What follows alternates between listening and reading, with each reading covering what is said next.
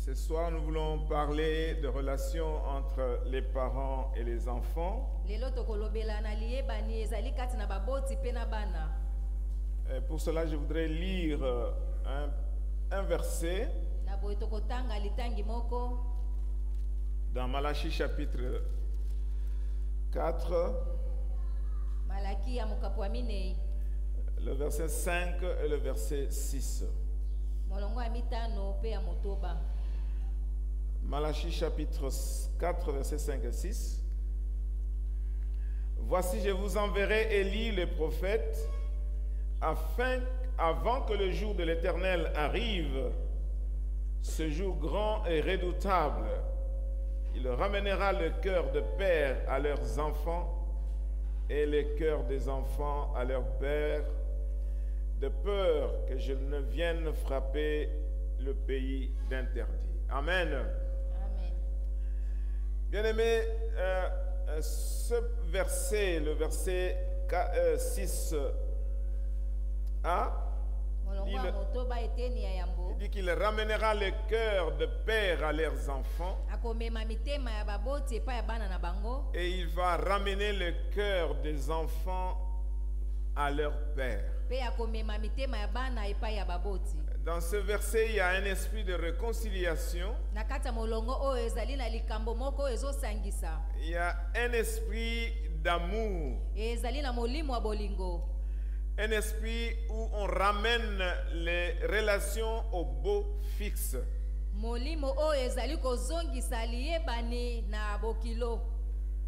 Alors, avant que je puisse entrer dans le vif de notre sujet, il y a un frère qui a posé une question hier. Et cette question, je pensais que c'était très importante pour que je puisse partager avec vous. Je ne sais pas si j'ai très bien compris sa question. Hier, le pasteur Daniel nous a parlé des principes qui gouvernent les relations entre le couple et les belles familles.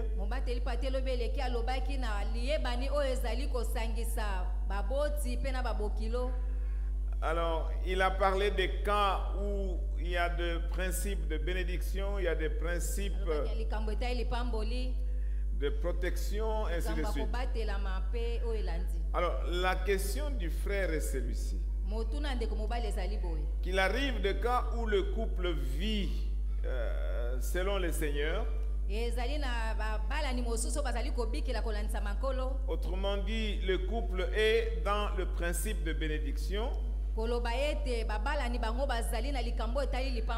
Mais il arrive que les enfants ne vivent pas conformément à ce principe. Les enfants se comportent de leur manière. En quelque sorte, ils ouvrent de brèches par rapport à la famille. C'est-à-dire que vous voyez, les parents sont dévoués au Seigneur, les parents craignent Dieu. Ils sont régis par ce principe de bénédiction. Mais on voit parfois des enfants qui mènent une vie tout à fait contraire. Les enfants qui vont dans les boîtes de nuit, soit ils volent l'argent, ils vont aller prendre la bière, ou ils vont vivre dans l'immoralité. Alors le frère était en train de se poser la question, mais c'est quoi ça? Est-ce qu'on peut parler de ceux qui disent qu'on a mis au monde des enfants, mais on n'a pas mis au monde leur cœur?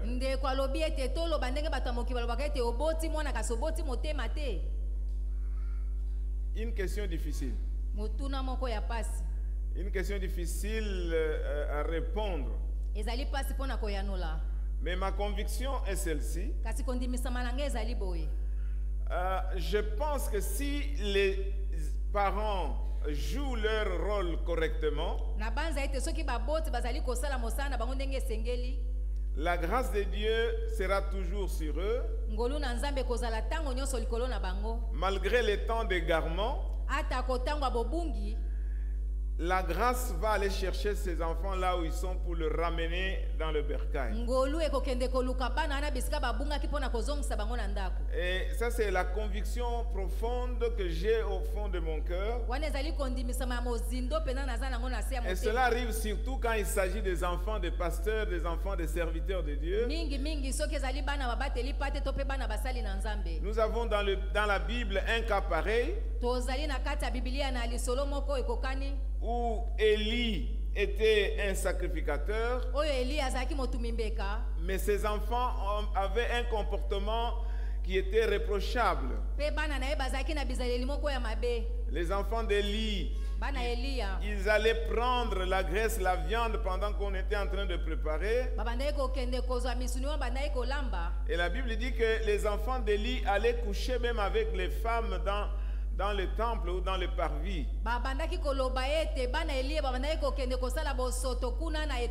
Et à cause de cela, Dieu a chassé Élie du ministère. Et vous savez que la sacrificature était héréditaire selon les tribus. Mais à ce niveau ici, Dieu est allé prendre quelqu'un qui n'est pas de la tribu où il y avait des sacrificateurs pour le mettre dans le ministère.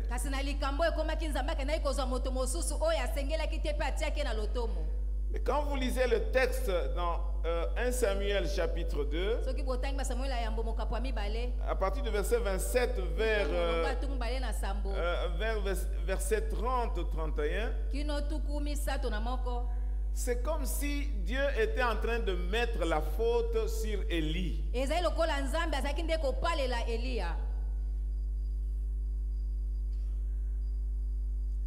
Au verset 29, il dit ceci. Pourquoi foulez-vous aux pieds mes sacrifices et mes offrandes que j'ai ordonné de faire dans ma demeure? Et d'où vient que tu honores tes fils plus que moi, afin de vous engraisser des prémices de toutes les offrandes d'Israël, mon peuple? Il me semble ici que Dieu est en train de mettre la faute sur Élie. C'est comme si Élie n'a pas éduqué correctement ses enfants. C'est comme si Élie n'a pas joué correctement son rôle de parent pour enseigner aux enfants comment ils devaient se comporter. Parce que Dieu lui dit qu'il honore ses enfants plus que lui. À mon avis, Élie n'avait pas discipliné ses enfants. Alors, Dieu trouve que Élie n'a pas honoré Dieu. Il a honoré ses enfants, il a respecté ses enfants. Et pourtant, quand vous lisez le texte, vous allez voir que Élie a reproché ses enfants. Le verset 22 dit ceci. Élie était fort âgé et il apprit comment ses fils agissaient à l'égard de tout Israël. Il apprit aussi qu'il couchait avec des femmes qui s'assemblaient à l'entrée de la tente d'assignation. Et il leur dit: pourquoi faites-vous de telles choses? Car j'apprends que tout le peuple vos mauvaises actions. Non, mes enfants, ce que j'entends dire n'est pas bon. Vous faites pécher le peuple de l'Éternel. Si un homme pêche contre un autre homme, Dieu le jugera, mais s'il pêche contre l'Éternel, qui intercédera pour lui? Et ils n'écoutèrent point la voix de leur père, car l'Éternel voulait les faire mourir. Bon, là, il y a une autre dimension aussi. Si on essaie d'analyser, c'est comme si le reproche d'Élie n'était pas à leur hauteur. C'est quand les enfants commettent des erreurs, les parents n'agissent pas avec autorité. C'est comme les enfants font des histoires et la maman va dire: mais ils ne prennent pas des actions pour punir les enfants. Alors je pense ici, la même chose que Élie est en train de dire. Pourquoi vous faites des choses comme ça? Vous faites pécher. Mais il devait prendre des mesures pour punir, pour faire cesser ce que les enfants étaient en train de faire.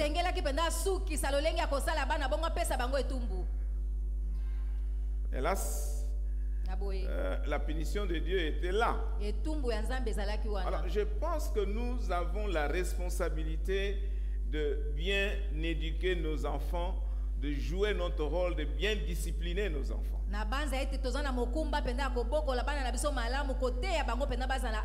Je pense que si Élie avait bien joué son rôle en tant que père, la punition ne serait pas tombée sur lui.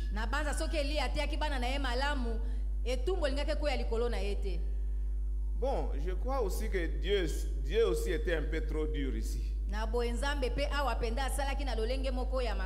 Parce qu'au verset 25, on dit: ils n'écoutèrent point la voix de leur père, car l'Éternel voulait les faire mourir. Donc, il y avait aussi la part de Dieu là-dedans. Amen. C'est une question un peu difficile, il faut lire et vous allez voir que ça soulève des questions parfois qu'on ne sait pas répondre. Nous essayons de réfléchir pour trouver là où était la faille. Tout ça c'est bien. Mais la désobéissance de la maison d'Élie a fait que Samuel puisse venir en vie. Bon, maintenant nous rentrons dans nos jours. Les enfants des pasteurs les enfants des anciens, des diacres, parce qu'on met beaucoup d'importance là-dessus. Je dois vous dire que les enfants des pasteurs et les enfants des anciens des diacres sont comme tous les enfants. Ce ne sont pas des enfants spéciaux. Ils sont comme tous les autres enfants. Ils peuvent pécher comme tous les autres enfants, comme tous les enfants de tous les chrétiens. Alors il ne faut pas mettre trop de charges sur ça. Amen. Mais je vais vous dire une chose. Il y a la grâce aussi qui est là. Ils peuvent partir, mais ils vont rentrer. Parce qu'il y a Élie qui est là. C'est Jésus-Christ qui est là aujourd'hui. Il va ramener les cœurs de père vers les enfants. Et puis il va ramener les cœurs des enfants vers le Père. Amen. La grâce de Dieu est là. Et nous voulons, à la fin de cet enseignement, prier pour que nous puissions mettre Dieu sur les têtes des enfants.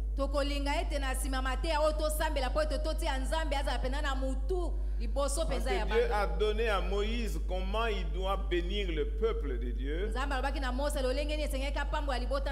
Et en bénissant le peuple de Dieu, il mettait le nom de l'Éternel sur eux. Alors nous ne voulons pas avoir des enfants qui s'égarent comme ça. Nous voulons vraiment que les parents jouent leur rôle comme il faut. Et qu'ils puissent enseigner les enfants la parole de Dieu. Pas enseigner aux enfants la religion ou la morale tout simplement. Mais bénir les enfants en leur montrant la réalité de Dieu dans la vie de tous les jours. C'est-à-dire que les enfants doivent expérimenter la puissance de Dieu dans la vie de leurs parents. Les enfants, dès le bas âge, doivent voir que notre Dieu est vivant grâce à ce qu'ils sont en train de voir dans leur famille auprès de leurs parents.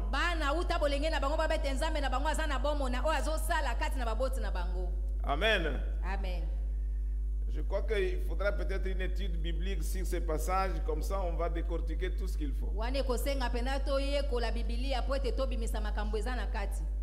Alors, la loi de bénédiction peut toujours aller chercher ses enfants et les ramener dans le bercail. Amen. Amen. Parce que le passage que nous avons lu avant est qu'on doit ramener les cœurs des enfants vers les parents. Et on doit ramener les cœurs des parents vers leurs enfants. Donc ils vont retrouver cet esprit, ce principe de bénédiction doit être retrouvé là-bas et continuer la vie. Amen. Amen. Avant de passer au message, je vais vous donner un témoignage. Il y a un pasteur qui est venu nous prêcher en Afrique du Sud. C'était un enfant d'un pasteur. Et après son père est mort, il est resté avec sa mère. Mais cet enfant a commencé à vivre une vie mauvaise. Ils ont formé un gang, ils allaient dévaliser les banques.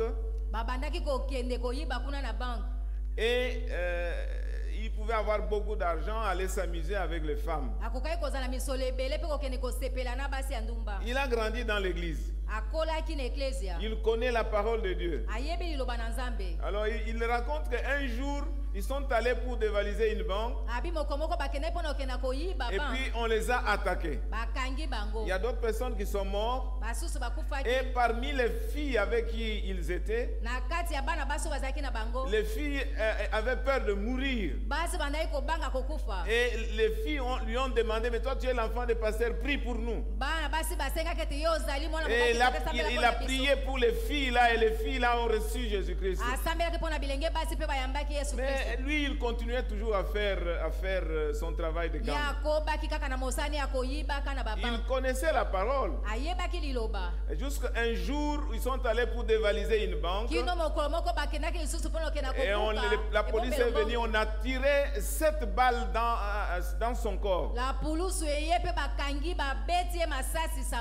Et ces jours-là, il a dit, Seigneur, si tu me sauves, je vais te servir. Et malgré les 7 balles qu'il a reçues à la tête, dans le corps, il n'est pas mort. Dieu l'a sauvé. Et il est devenu pasteur pour servir le Seigneur.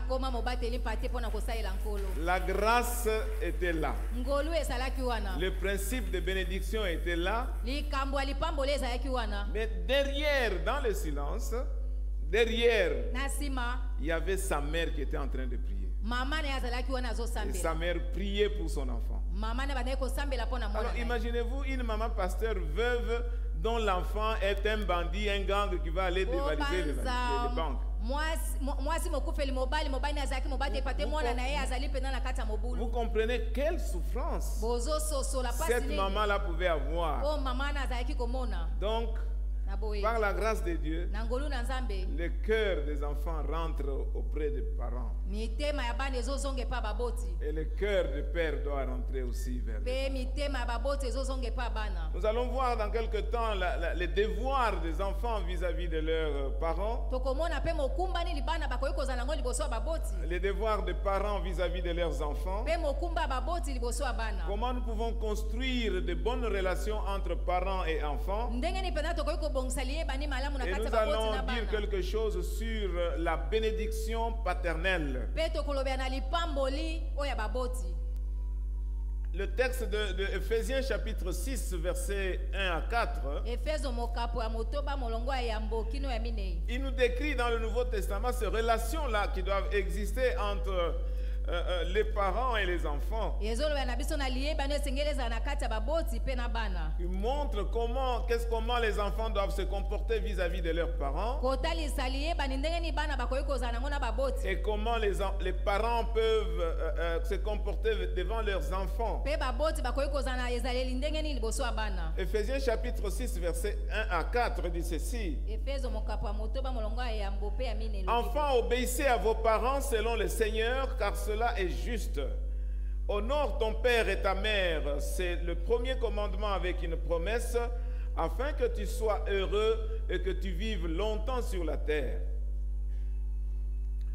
Et vous, pères, n'irritez pas vos enfants, mais élevez-le en les corrigeant et en les instruisant selon le Seigneur. Nous avons là le résumé de comportements fondamentaux que les uns les autres doivent avoir vis-à-vis des autres. On commence avec les enfants qui doivent obéir à leurs parents selon le Seigneur. Pourquoi? Parce que cela est juste. Nous allons voir les raisons pour lesquelles les enfants doivent obéir à leurs parents. Ce qui est intéressant ici est que l'obéissance des enfants aux parents a aussi une promesse. Les enfants sont appelés à honorer les parents. Et cela leur permet d'avoir une longue vie. Et cela leur permet aussi d'avoir le bonheur. Donc les enfants peuvent comprendre qu'en honorant les parents, ils peuvent avoir le bonheur et puis ils peuvent prolonger leur vie. Le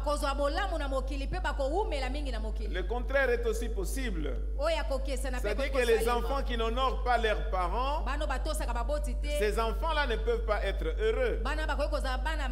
Et leur vie peut s'achever d'un moment à l'autre. Alors, 3 raisons pour lesquelles les enfants doivent obéir leurs parents. La première chose est que cela est naturel. Les enfants et les parents sont les géniteurs des enfants. Et les parents ont la responsabilité d'enseigner aux enfants, de leur montrer les principes de la vie. Donc, selon la nature, les enfants doivent obéir à leurs parents. Là, c'est une vérité indéniable, c'est tout à fait naturel, c'est correct. La deuxième raison pour laquelle les enfants doivent obéir à leurs parents, c'est la loi de Dieu. C'est la loi de Dieu. Quand vous lisez à partir d'Exode, cette loi est tirée de l'Exode. On dit honore ton père et ta mère afin que tu sois heureux et que tu puisses prolonger la vie sur la terre.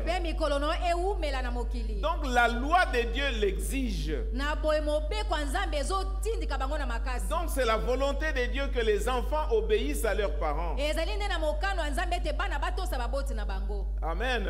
Amen. Et quand vous voyez les 10 commandements, on pense que ce commandement de l'obéissance des enfants aux parents constitue un pont entre le premier commandement, les premiers 4 commandements qui concernent Dieu et les autres qui concernent les relations avec les hommes.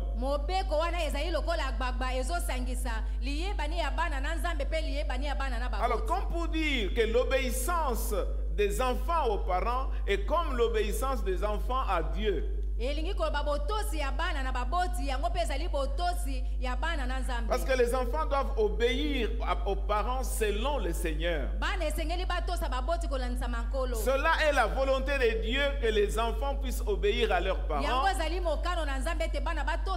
Et là, c'est la loi de Dieu. Amen. Amen. Et la troisième raison, nous le trouvons dans l'Évangile. L'Évangile nous montre que les enfants doivent obéir à leurs parents. Et cela va leur procurer de la joie. Et dans Colossiens 3:20, on dit les enfants doivent obéir à leurs parents parce que cela est agréable au Seigneur. Amen. Amen. Donc il y a ces 3 raisons-là.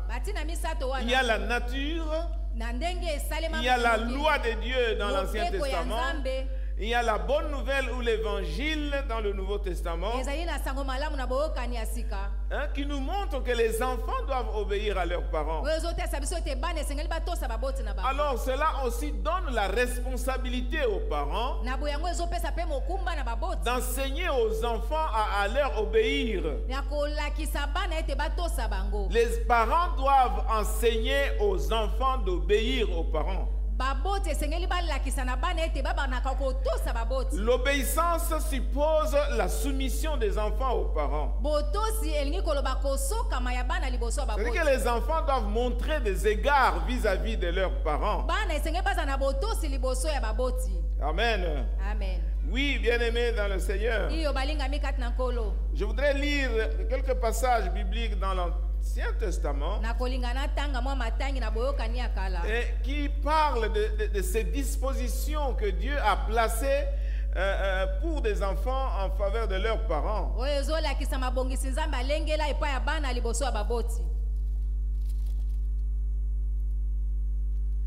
Dans Proverbes chapitre 1er, le verset 8 à 9,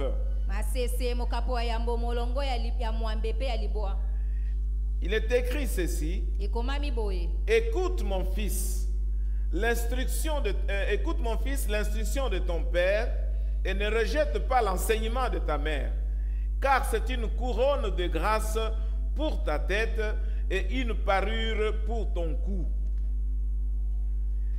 Bien-aimé, l'obéissance aux enseignements de parents constitue une couronne de grâce.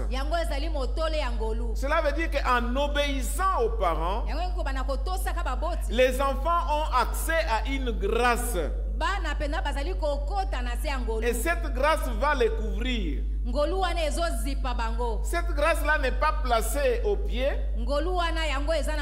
Cette grâce n'est pas placée aux hanches. La grâce est placée à la tête. C'est-à-dire que l'obéissance des enfants aux parents va couvrir la direction de la vie de ces enfants. Ils obtiennent la grâce de la part de Dieu au moment où ils obéissent à leurs parents. L'obéissance des enfants aux parents est une grâce, est une couronne de grâce. Amen. Amen. Alors quand vous avez une couronne de grâce, toute chose va bien aller. Tu seras béni. Tu vas réussir dans ta vie. Tu seras dans le bonheur. Et tu auras une vie longue. Pourquoi? Il y a la couronne de grâce autour de ta tête. Cette couronne de grâce va diriger ta vie. Cette couronne de grâce va provoquer des choses dans ta vie. Et tu seras béni. Et les enfants doivent comprendre l'importance de l'obéissance aux parents. Il dit, écoute mon fils l'instruction de ton père et ne rejette pas l'enseignement de ta mère. Cela est une couronne de grâce. S'il y a des enfants qui sont ici, quel que soit l'âge, tous ceux qui ont des parents, vous êtes des enfants. Quand vous vous retrouvez devant vos parents et que vous obéissez, il y a cette couronne de grâce qui est déposée sur votre tête. Et la vie peut bien aller. Il faut toujours écouter les paroles des parents. Et il y a de ces paroles-là qui restent dans le cœur. Là, je me rappelle encore, j'étais encore tout petit. Mon père me dit, ne prends jamais quelque chose qui n'est pas à toi. Quand tu vas grandir, ne va jamais toucher à une femme d'autrui. Respecte les biens d'autrui. Et ça, ce sont des paroles qui sont restées dans mon cœur. Je n'étais même pas converti. Et quand j'ai reçu l'Esprit de Dieu, ça a été renforcé au fond de mon cœur. Bien-aimés dans le Seigneur, vous les parents, vous avez la responsabilité d'enseigner vos enfants. Nous allons y arriver. Pour voir que la vie des enfants dépend aussi de l'enseignement qu'ils reçoivent de la part de leurs parents. Amen. Amen.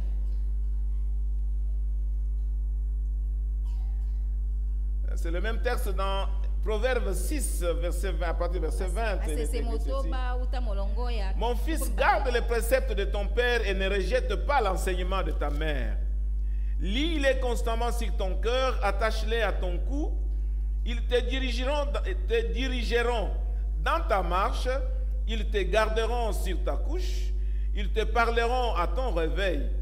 Car le précepte est une lampe et l'enseignement une lumière et les avertissements de la correction sont les chemins de la vie. Amen. Amen. Écoutez le verset 22, il est très important, et le verset 23. Attache à ton cœur et à ton cou les préceptes qui viennent des parents. Ils te dirigeront dans ta marche. Donc quand vous obéissez aux préceptes qui sont donnés par les parents, ces préceptes-là vont vous diriger dans votre marche. Ces préceptes vont vous protéger. Ces préceptes vont te garder sur la couche et ils vont te parler à ton réveil. Et les préceptes là est une lampe devant toi. On dit que l'enseignement est la lumière devant toi aussi. Amen. Amen. Et là, je me rappelle un témoignage qu'une maman donnait de son fils à Pretoria. Vous savez, dans les écoles secondaires, les enfants sont exposés à n'importe quoi. Parfois même à partir de l'école primaire. Alors, cet enfant était à l'école secondaire. Alors, il était dans un groupe d'autres enfants. Et les autres enfants étaient en train de fumer du chanvre. Alors, comme ils étaient dans un groupe, alors on voulait l'initier aussi à prendre du chanvre. Alors, on lui demandait, mais on l'encourageait, mais tu peux goûter, tu vas sentir comment c'est bien, tout ça. Alors, quand il voulait prendre la chanvre pour essayer, les paroles de sa mère commencent à bouger dans son cœur. Mon fils ne touche jamais au chanvre. Ne touche jamais. Donc il a essayé, il voulait prendre pour goûter le chanvre. La parole de sa mère était en train de parler dans son cœur. Et finalement, il n'a pas pris. Il est venu dire à sa mère, maman, vraiment, merci beaucoup. Les paroles que tu m'avais dites l'autre fois, en tout cas, m'ont sauvé. Mes amis me poussaient à prendre du chanvre, mais j'ai refusé. J'entendais la voix, ta voix était en train de me parler pendant ce temps. Amen. Amen. Donnez aux enfants l'enseignement qu'il faut. Montrez-leur ce qui est bien et ce qui est mauvais. C'est ce que la Bible dit. Enseigne à l'enfant tout ce qu'il montre-lui la voie qu'il doit suivre. Même quand il sera grand, il ne va pas s'en détourner. Amen. Amen. Les enfants, vous devez obéir à vos parents. Parce que là, il y a quelque chose qui se passe, quelque chose de spirituel qui est là, qui est établi par Dieu. En obéissant, tu ne vas pas marcher dans les ténèbres. Tu vas marcher dans la lumière. Tu vas marcher, et il y aura la lampe devant toi qui te montre la voie qu'il faut suivre. L'enseignement que tu reçois des parents va te protéger. Et cet enseignement va t'avertir pour ne pas tomber dans le mal. Amen. Amen.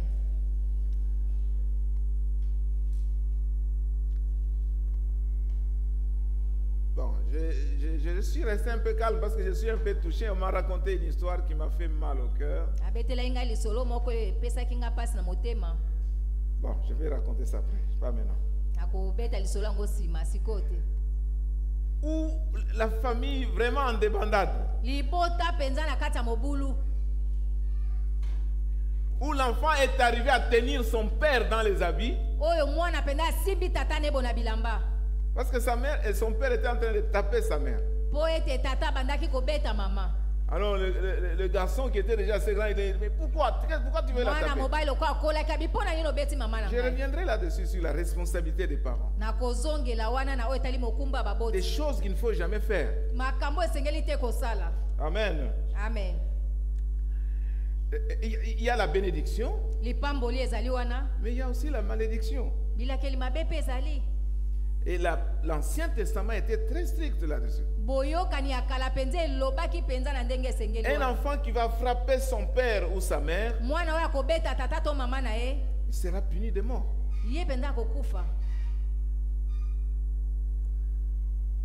On dit que même si quelqu'un maudit son père et sa mère, sa lampe pouvait s'éteindre dans les ténèbres. Un enfant qui maudit ses parents, un enfant qui ne respecte pas ses parents, il s'expose à des choses incroyables. Mes amis, obéissez à vos parents. Recevez dans vos cœurs les paroles que les parents vous disent. Parce que généralement, on dit que les parents sont comme les dieux de ce monde. Et ici, je dois insister là-dessus parce que les parents ont le pouvoir sur la vie des enfants. Quand les parents bénissent les enfants sont bénis. Alors c'est pourquoi les parents doivent faire attention avec les paroles qui sortent de leur bouche.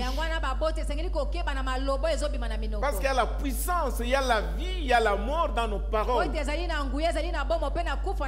Et tout à l'heure, nous allons libérer des paroles de vie sur nos enfants. Et je vais demander aux parents de libérer des paroles de bénédiction sur leurs propres enfants. Parce que dans les paroles là, il y a la puissance, il y a le pouvoir, il y a la vie. Tout comme aussi il y a la mort. La responsabilité des parents, deuxième point. Les parents ont la responsabilité de prendre leurs enfants, prendre en charge leurs enfants. Ils doivent pourvoir à leurs besoins. Les parents doivent être le soutien sur le plan émotionnel, sur le plan spirituel et même sur le plan physique et financier.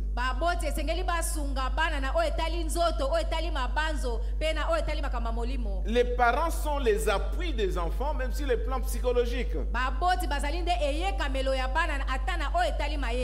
Alors, les parents ont cette responsabilité-là devant Dieu. Les parents doivent amasser pour leurs propres enfants. C'est ce que l'apôtre Paul dit dans 2 Corinthiens chapitre 12, verset 14c. 2 Corinthiens 12, l'apôtre Paul dit que c'est aux parents d'amasser pour les enfants. C'est-à-dire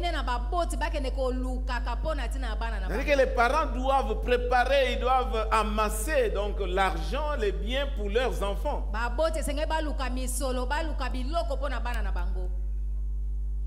C'est une responsabilité divine. C'est pour cela qu'on nous enseigne d'avoir de la maternité responsable. Il faut que les enfants soient voulus, que les enfants soient les enfants que les parents vont accepter. Il y a des parents qui n'ont pas voulu certains enfants et ils ont gardé une attitude mauvaise vis-à-vis de ces enfants. Alors si tu es un enfant, tu n'as pas été accepté par tes parents, sache que Dieu est là pour t'accepter. Ce n'est pas un hasard que tu sois venu au monde. La Bible dit que mon père et ma mère m'ont rejeté, mais l'Éternel m'a recueilli. Il faut aller auprès de l'Éternel, il va te recueillir. Amen. Amen. Les parents donc doivent pourvoir aux besoins de leurs enfants. Et ils doivent pourvoir aux besoins de leurs enfants de la bonne manière. Malheureusement, parfois nous voyons des familles où il y a beaucoup d'enfants, il n'y a pas de moyens. Il y a aussi des familles où il y a très peu d'enfants, mais il n'y a pas de moyens. Alors je pense que les parents doivent demander à Dieu de leur donner des moyens pour pouvoir aux besoins de leurs enfants. Et le deuxième point est que les parents doivent enseigner aux enfants. Ils doivent montrer les notions, les principes de la vie à leurs enfants. Et ici nous parlons des parents chrétiens, nous ne parlons pas des... Ils doivent enseigner la foi à leurs enfants. Non seulement enseigner la foi à leurs enfants, ils doivent vivre leur foi. C'est ce que je disais tout à l'heure, que les enfants doivent expérimenter la réalité de Dieu dans leur maison. Et nous avons reçu l'ordre de la part de Dieu pour transmettre la connaissance de Dieu à nos enfants, aux enfants de nos enfants, ainsi de suite. Même si avant vous, il n'y avait pas quelqu'un qui connaissait le Seigneur, mais à partir de vous qui avez cru, vous devez communiquer la foi à vos enfants, aux enfants de vos enfants, jusqu'à ce que le Jésus puisse revenir. Et la parole de Dieu est claire là-dessus. Et le verset que j'ai cité tout à l'heure de Proverbe 22, 6, qui dit que enseigne à l'enfant, instruis l'enfant selon la voie qu'il doit suivre. Et quand il sera vieux, il ne s'en détournera pas. Je pense qu'il faut avoir la foi dans cette parole. Il y a des enfants qui ont reçu la parole, qui ont été à l'écodime, et à un certain âge, ils se sont détournés de la parole. Cette parole peut être appliquée dans la prière. Pour dire, Seigneur, tu as dit que quand on montre à l'enfant la voie qu'il doit suivre, il ne s'en détournera pas quand il sera grand. Nous réclamons le retour de ces enfants dans la grâce de Dieu. Alors, si nous avons des enfants qui sont rebelles, des enfants qui ne veulent pas suivre la foi, je sais que ça fait mal au cœur. Mais nous devons continuer à prier et demander au Seigneur d'appliquer sa parole dans ce cas-là, pour que ces enfants-là rentrent au Seigneur et qu'ils puissent marcher avec lui. Parfois les parents souffrent et ils commencent à prononcer des paroles mauvaises sur les enfants. Nous devons garder la foi, parce que la conversion c'est l'affaire de Dieu lui-même. Nous devons compter sur lui, parce que c'est le Seigneur qui peut ramener les enfants à leurs parents. C'est le Saint-Esprit qui convainc du péché, du jugement et de la justice. Dans Ephésiens chapitre 6, on dit verset 4, Ephésiens, le texte que j'ai lu tout à l'heure.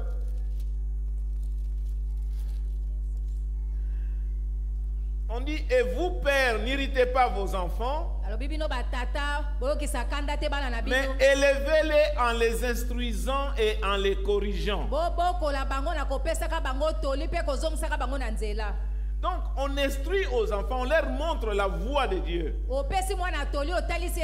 leur montre ce qui est bien et ce qui est mauvais.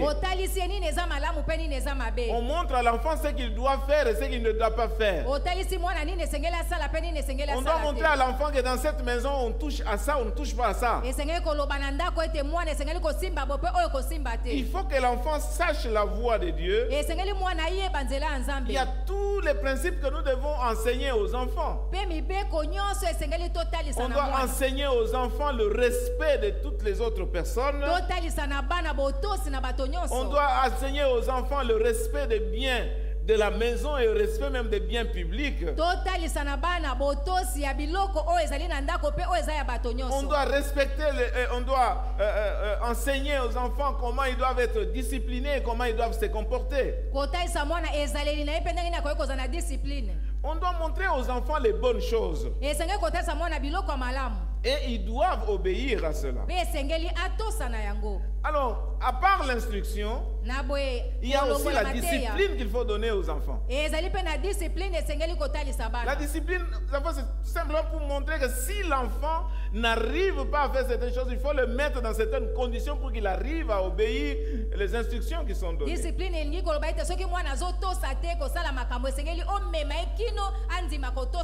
Si l'enfant doit dormir à 20 h, il faut être sûr qu'à 20 h, l'enfant va aller dormir. Même s'il pleure, il faut l'amener au lit. Parfois, il y a des enfants où il y a les enfants qui sont laissés à eux-mêmes. Et ils grandissent comme ça sans discipline. Et cela, quand la personne grandit, il grandit avec l'indiscipline. Même quand il se convertit, il est toujours indiscipliné. Si on doit les corriger, lui montrer les choses qu'on doit faire, il trouve que ce n'est pas normal. Parce qu'il n'a pas appris la discipline dans la maison. Et les parents chrétiens, vous devez discipliner vos enfants.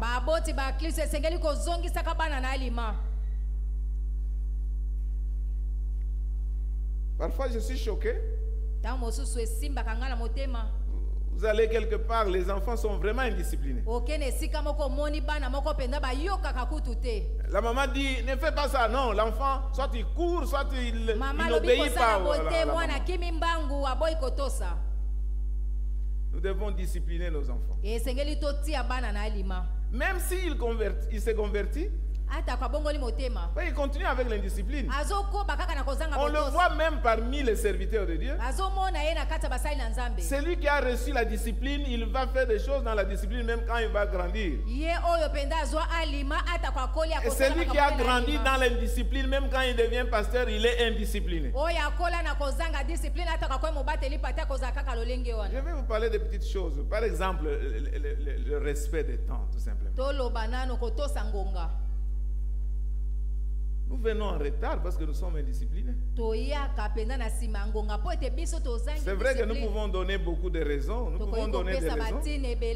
Vous donnez des raisons et vous avez raison. Mais vous venez en retard.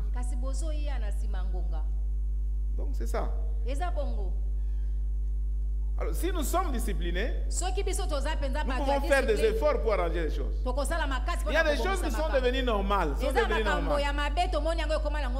Mais quand on est discipliné, on respecte certaines choses. Et si on arrive de manière, pour des raisons indépendantes de notre volonté, bon, on doit s'excuser. Ici, là, je venais à peine d'arriver en 2018 ou 2019. Il y a un pasteur qui est venu en retard d'1 heure. Il a commencé à prêcher sans s'excuser. Alors, les gens sont venus voir, mais pasteur, votre collègue là, vraiment, il vient en retard d'1 heure et puis il commence à prêcher, il n'excuse même pas. J'étais choqué. J'avais mal à sa place. On peut, pour une raison ou pour une autre, venir en retard, bien sûr. Mais quand on a l'occasion de s'excuser, on s'excuse.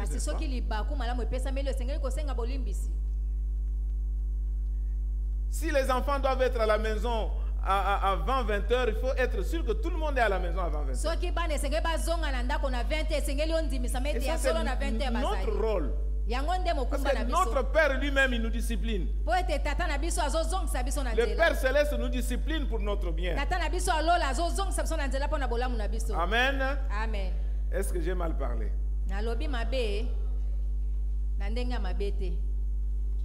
Non, nous devons vraiment nous discipliner. Et c'est un problème sérieux. Dans le milieu anglophone, quand vous avez 1 heure, par exemple, la manifestation commence à 14 heures. On On va dire que la manifestation va commencer à 13h30 pour 14 heures. Et à 13h30, les gens arrivent. Et à 14h juste, ça commence. Nous sommes indisciplinés. Et maintenant, partout on nous colle. Ça, c'est les heures des Africains sont élastiques. Ça, ce n'est qu'un exemple banal. Il y a beaucoup d'autres choses que nous faisons et nous trouvons ça normal. Et tout dépend aussi de l'éducation que nous avons reçue.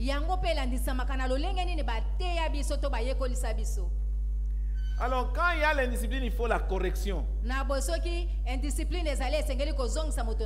il faut la correction pour rectifier, pour que les choses soient respectées. La Bible dit que la folie est attachée au cœur de l'enfant, à l'âme de l'enfant. Mais la verge peut l'en délivrer. Amen. Amen. Bon, on ne doit pas seulement recourir à la verge. Hein. On peut corriger autrement aussi. On dit châtie ton fils, car il y a encore de l'espérance. Donc la correction, c'est juste pour que la personne soit rectifiée, soit remise en place.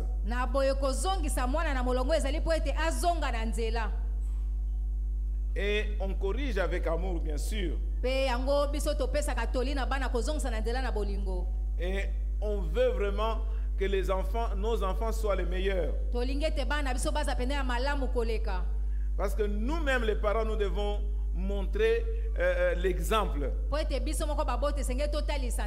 Nous devons prêcher par l'exemple. Nous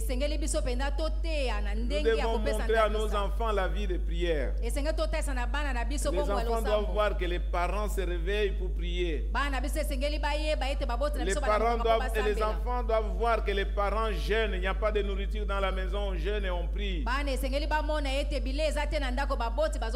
les enfants sont exposés à la vie pratique que les parents offrent, que les parents leur offrent. Bon, notre temps avance, je ne vais pas continuer là-dessus. Les parents, nous avons la responsabilité de montrer la voie de Dieu à nos enfants. Nous devons les soutenir sur le plan psychologique et sur le plan affectif. Alors le troisième point, c'est comment construire de bonnes relations avec nos enfants. Je crois que la première chose à faire, c'est de connaître chaque enfant selon le nombre que vous avez. Il faut connaître le caractère de chaque enfant et savoir comment se comporter. Vous ne pouvez pas les traiter de la même manière parce qu'ils vont réagir différemment. Alors il faut avoir du temps pour chaque enfant. Il faut donner de l'occasion à chaque enfant pour s'exprimer. C'est toujours difficile pour les parents, n'est-ce pas? Surtout pour les papas. Moi je me rappelle, j'allais à la bibliothèque, je pars à 8h et je rentre à 20h, très fatigué.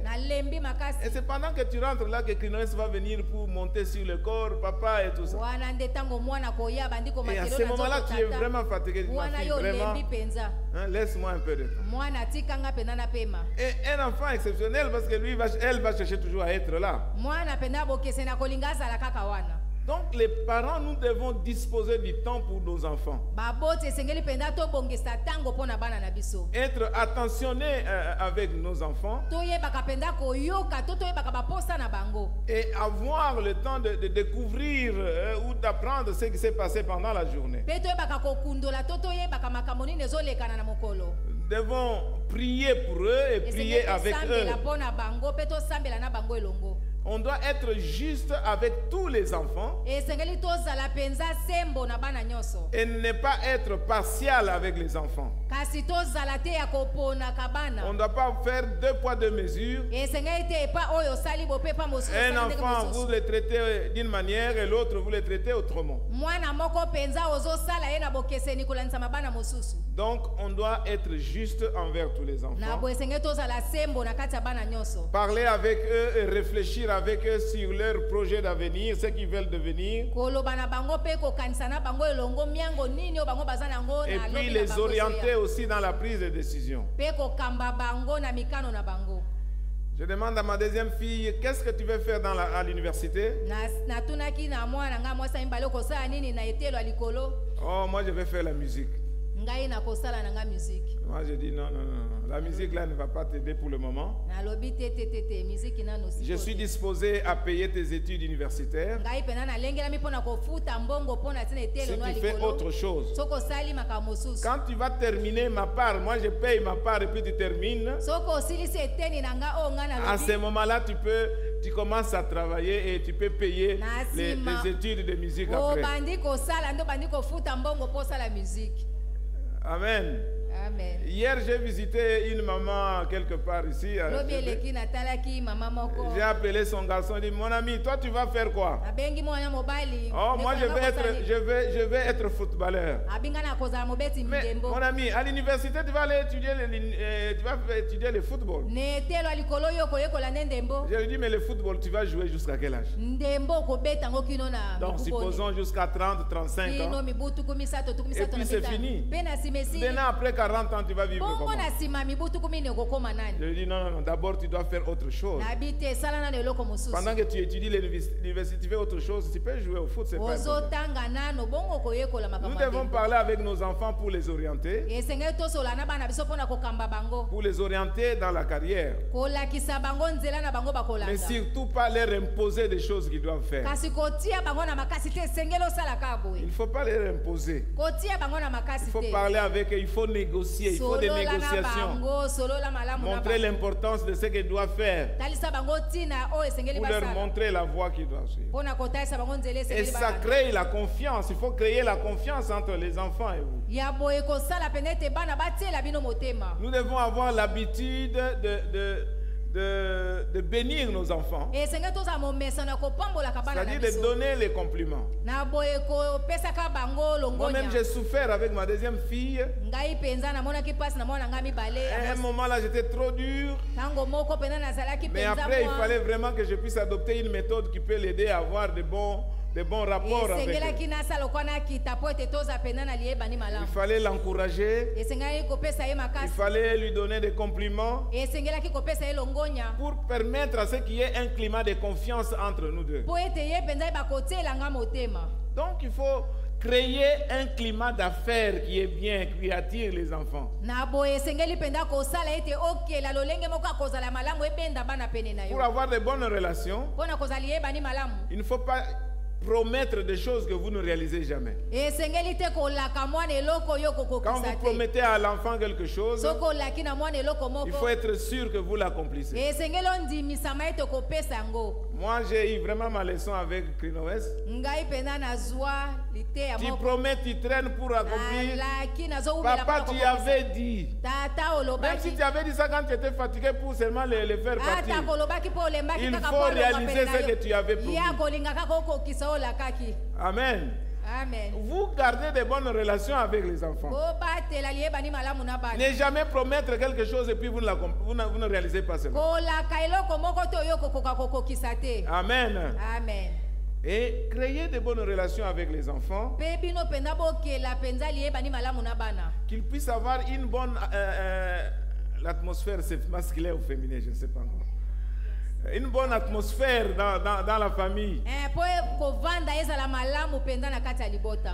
Quand les enfants grandissent et ils commencent à amener des garçons à la maison, là aussi il y a un problème avec les parents. Surtout les papas qui est trop attaché à ses filles, ça devient un problème très sérieux. Make it easy.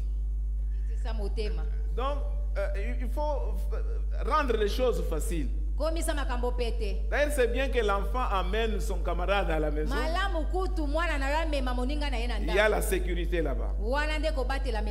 Alors une fille dit, mais papa, mais comment? Moi j'amène l'homme qui me propose à la maison, le papa ne veut pas le voir.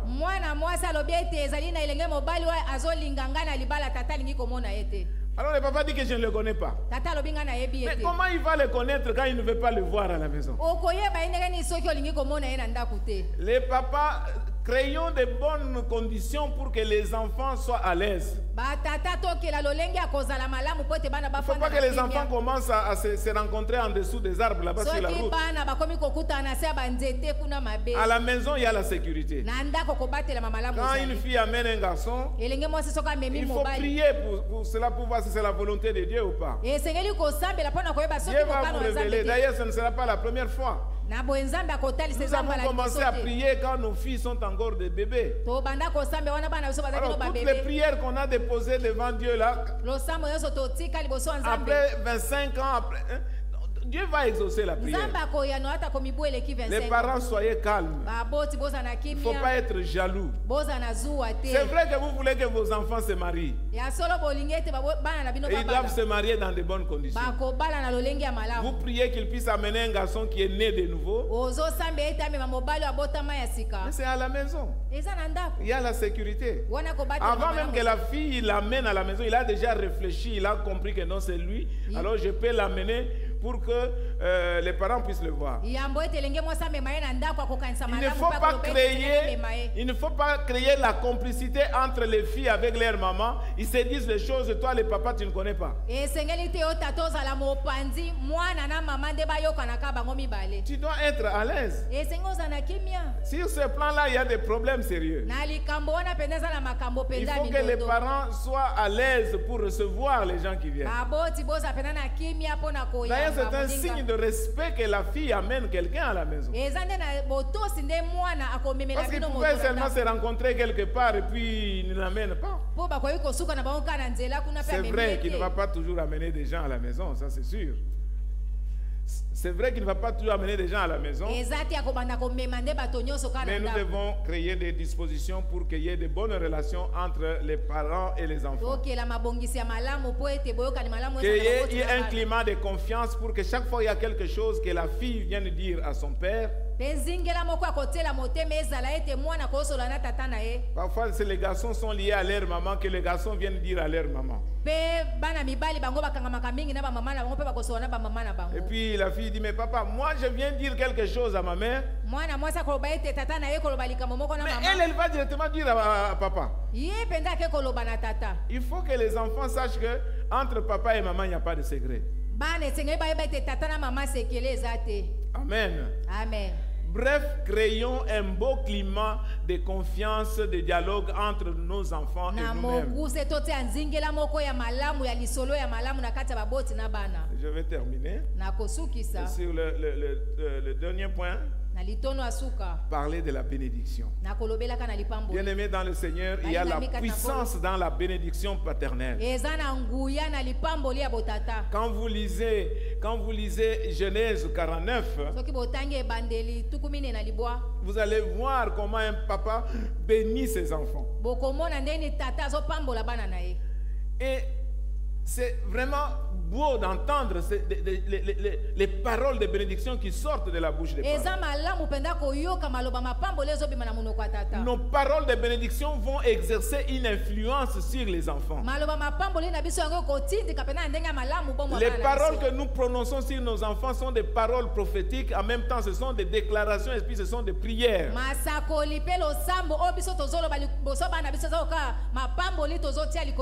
C'est ainsi que quand même les enfants se détournent, au lieu de s'inquiéter, de faire beaucoup de choses, il faut proclamer la parole de bénédiction pour ces enfants-là.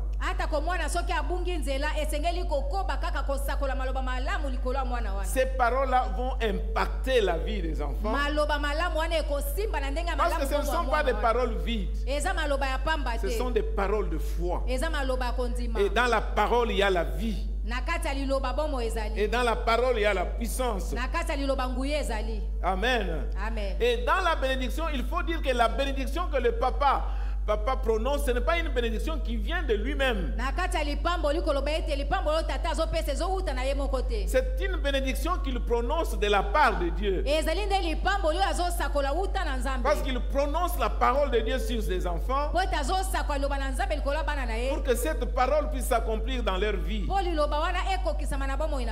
Amen. Amen. Alors, les paroles de bénédiction sont là pour aider les enfants à comprendre ou à saisir la vie selon la perspective divine.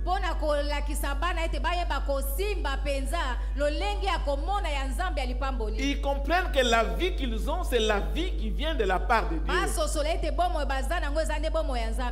Dieu veut que les enfants soient productifs.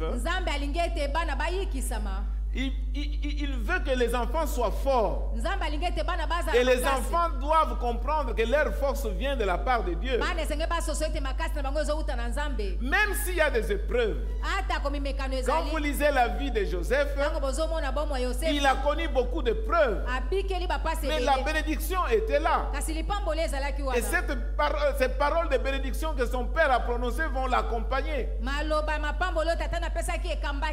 Nous devons faire comprendre aux enfants que dans la vie, il n'y a pas que de succès. Il n'y a pas que de réussite. Il y a aussi des échecs. Les échecs font partie de la vie. Et ça nous permet de rectifier les tirs. Alors, quand il y a des échecs dans la vie, cela ne veut pas dire qu'il n'y a pas de bénédiction. La bénédiction va te suivre même dans l'échec là. Et il va te tirer de là pour t'amener à ta destinée. Amen. Amen. Alors quand tu échoues une fois ou deux fois, il ne faut pas croire que c'est la fin du monde. Amen. Amen. Quand j'étais en deuxième CO, j'ai repris l'année. Non pas parce que je n'étais pas intelligent. Bon, je ne sais pas ce qui s'était passé. Mais j'ai repris la deuxième CO. Alors aujourd'hui, mon professeur de cours où j'avais échoué en deuxième CO, il a affaire à qui? Un révérend docteur. Et j'avais échoué en 72. Mais j'avais échoué. Donc l'échec ne veut pas dire que c'est la fin du monde. La bénédiction va te tirer là-bas et puis rappelez-vous la couronne de vie, de grâce. Il va te prendre là-bas, il va te pousser devant. Amen. Amen. Bénir les enfants, c'est marcher dans la réalité de la vie. J'ai béni mes enfants en marchant dans la crainte de Dieu. J'ai béni mes enfants en vivant la vie de foi. Quand je jeûne en présence de mes enfants avec eux, je les bénis pour qu'ils soient fortifiés pour jeûner et prier. Amen. Amen. Les enfants doivent voir que la force de papa ici, ça vient de Dieu. Ils doivent voir que la vie de papa ici, ça vient de Dieu. Et parfois aujourd'hui, les enfants semblent avoir plus de foi que le papa. Papa, on a besoin d'argent. Mes enfants, je n'ai rien. Dieu va pourvoir. Ça c'est l'enfant qui me dit Dieu va pourvoir. L'autre dit mais papa, il faut avoir la foi de maman. Maman a une grande foi. Il faut avoir la foi de maman. Alors vous voyez que les enfants, ils savent qu'il faut avoir la foi en Dieu pour obtenir ce que nous obtenons. Donc, en bénissant nos enfants, nous mettons le nom du Seigneur sur leur tête. Nombre 6, verset 24 et 26. Que l'Éternel te bénisse et qu'il te garde. Que l'Éternel fasse luire sa face sur vous et qu'il vous donne sa grâce. Que l'Éternel tourne sa face vers vous et qu'il vous accorde la paix. Vous êtes ainsi bénis au nom de Jésus-Christ. Amen. Amen. Voilà, j'ai terminé.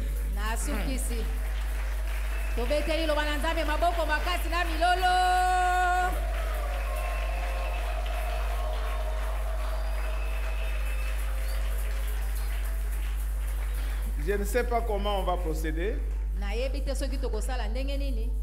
Je veux que les familles soient ensemble. Que les parents bénissent leurs enfants. Vos souhaits là, les souhaits que vous avez sur vos enfants, bénissez-les maintenant là. Je ne sais pas comment vous allez vous organiser, mais organisez-vous vite quelques minutes parce qu'il va être 19h. La famille Pinga, vous venez ici, je vais vous bénir. Et la famille Moindo, rassemblez-vous devant les parents vont vous bénir. Les enfants, soyez sûrs que vous êtes avec vos parents. Alors, les enfants qui n'ont pas de parents biologiques, ne vous en faites pas. Vous allez venir ici, les parents spirituels, les pasteurs vont prier pour vous. Je vais demander d'abord aux parents et aux familles biologiques d'être ensemble. Je veux que les parents bénissent abondamment leurs enfants. Et on doit voir les changements dans la vie des enfants. On va voir que vos bénédictions doivent accompagner les enfants. Les bénédictions là ne doivent pas être des paroles vides. Nous voulons voir une manifestation de la puissance de Dieu dans ces bénédictions. Alors, ceux qui n'ont pas de parents biologiques, restez d'abord assis. Restez d'abord assis, on va vous appeler après. Pour que ceux qui sont les parents biologiques vont prier pour leurs enfants. Ils vont se libérer et après on va prier pour les parents et les enfants qui n'ont pas de parents biologiques. S'il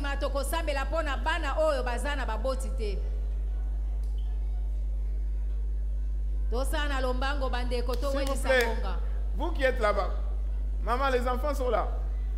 Ok, vous allez les bénir. Donc les parents, asseyez-vous autour des enfants, asseyez-vous autour des parents.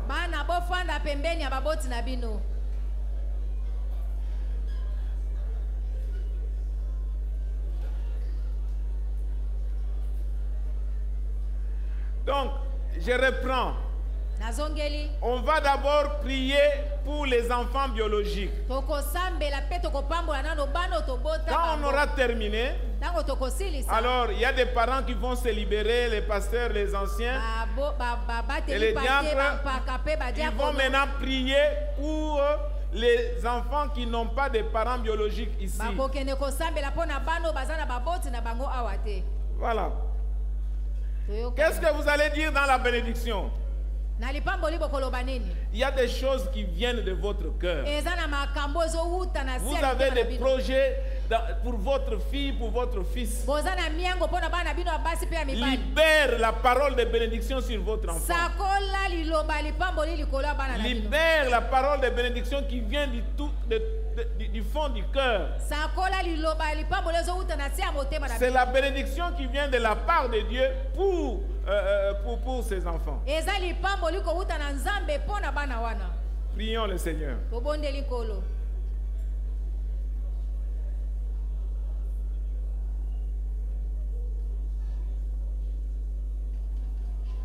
Agenouillez-vous ici, on va prier. Agenouillez-vous.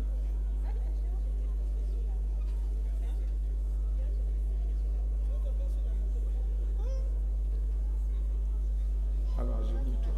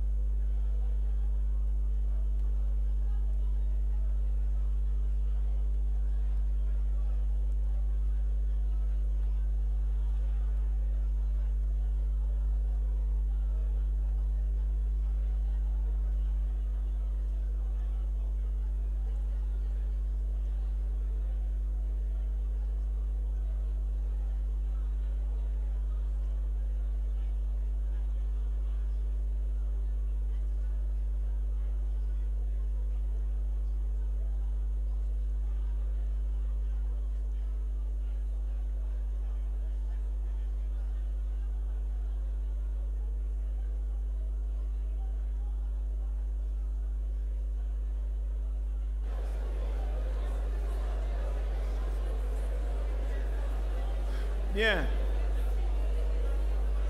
Merci. Merci, merci.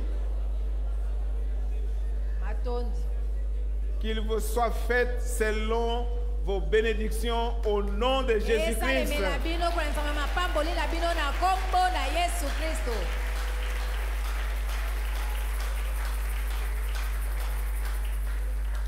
Alors, je vais demander aux pasteurs, à tous les pasteurs, les anciens, qui ont déjà prié pour les enfants, de passer ici. Alors, ceux qui n'ont pas de parents biologiques peuvent venir pour qu'on puisse prier pour eux. Oui, venez devant les pasteurs, s'il vous plaît.